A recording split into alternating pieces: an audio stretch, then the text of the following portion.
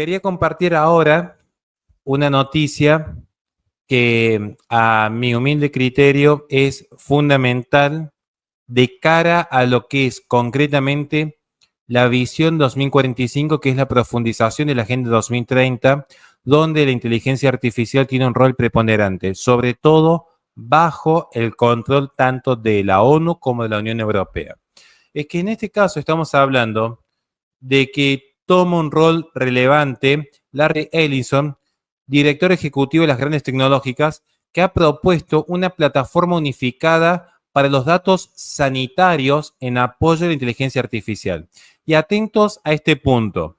Larry Ellison, director ejecutivo de la empresa de inteligencia artificial Oracle, propuso unificar los datos sanitarios nacionales en una única plataforma global para ayudar a los servicios públicos impulsados por la inteligencia artificial bajo control de la ONU en pos de poder acceder a toda la información sanitaria privada desde cualquier parte del mundo.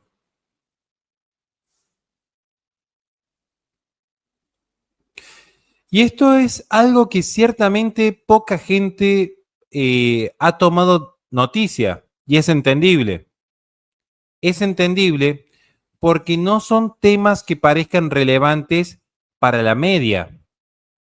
No son temas que parezcan relevantes para la inmensa mayoría de las personas.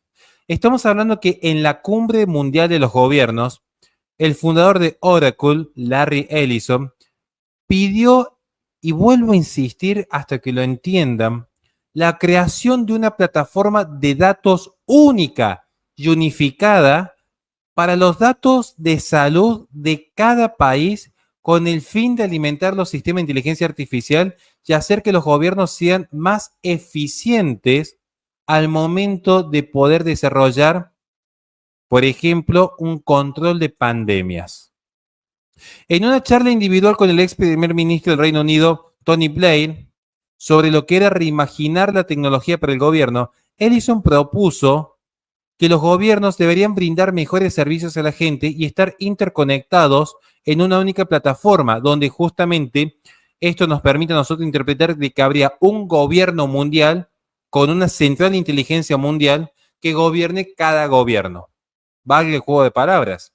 Ellison habló extensamente sobre la importancia de los datos de salud, pero que también debía haber otro tipo de datos, como por ejemplo los servicios sociales, más con el sentido de la salud como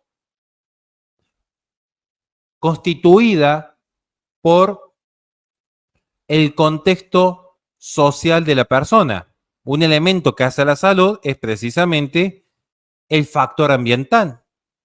Dice, y cito a Ellison, en este diálogo con Tony Blair, cito a Ellison: si queremos mejorar la salud de la población, tenemos que tomar todos los datos sanitarios, los datos de diagnóstico, los registros sanitarios electrónicos, los datos genómicos. Tenemos que tomar todos estos datos que tenemos en nuestro país y trasladarlos a una plataforma de datos unificada, de modo que proporcionemos contextos.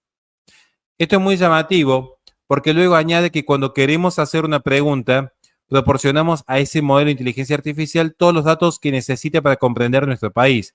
Ese es el gran peso y el eslabón que falta. Necesitamos unificar todos los datos nacionales, colocarlos en una base de datos que el modelo de inteligencia artificial pueda procesar fácilmente y luego hacer las preguntas que deseemos.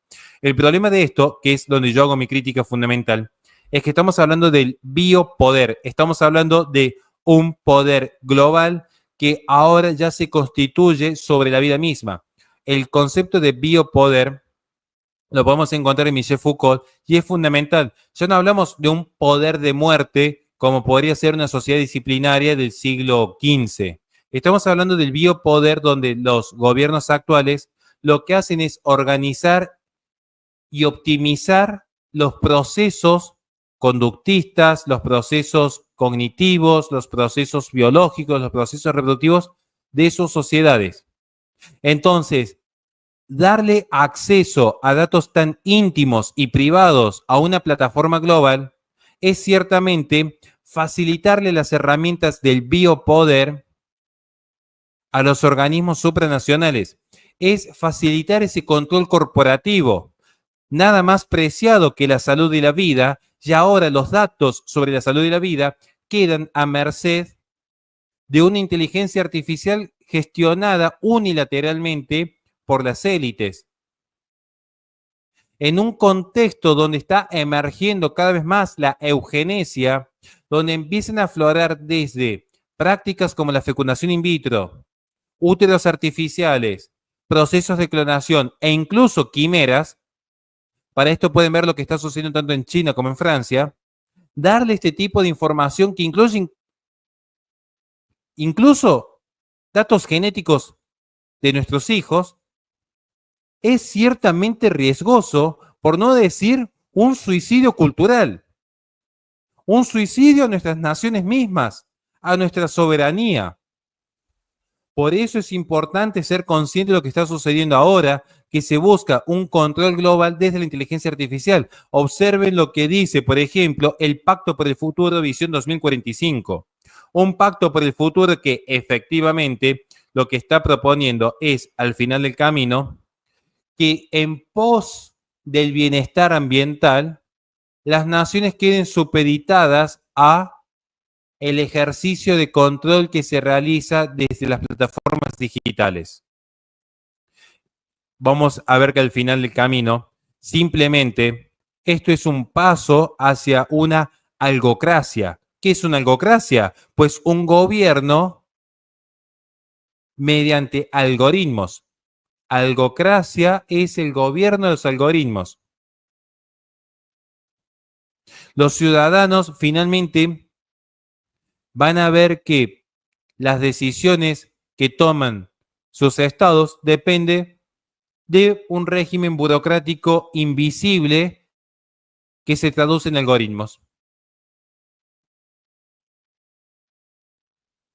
Yo pregunto aquí, al final del camino, ¿por quiénes votamos? ¿Por políticos o simplemente por desarrolladores que gestionan la Big Data? Pregunto allí para que cada uno pueda reflexionar hoy día, para que cada uno sea consciente de lo que está pasando, más con la experiencia del año 2020, donde en el confinamiento se utilizó cuantos recursos se pudo por parte del Estado para perseguir a los detractores.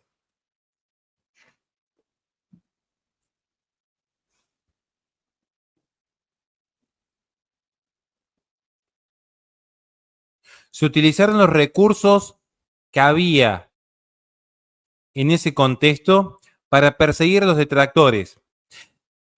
Desde vincular las centrales de inteligencia a las Big Tech hasta promover la denuncia entre vecinos. Y todo esto fue posible porque las personas se hallaban atomizadas con sus celulares y los celulares les permitían ir a misa, ir a la universidad, relacionarse con sus novias o llamar a sus padres. Estaban encerrados, pero se creían libres. Creían que salvaban sus vidas y la estaban perdiendo.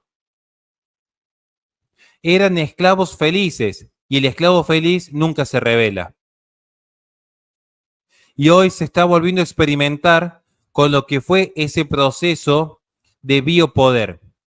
Pero hoy las personas ya están totalmente sumisas. Si no resistieron en el año 2020, ¿cuánto creen que resistirán?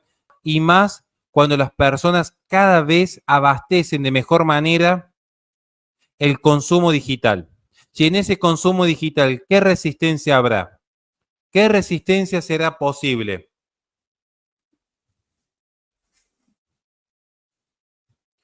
Tenemos que nosotros ser conscientes de lo que está sucediendo.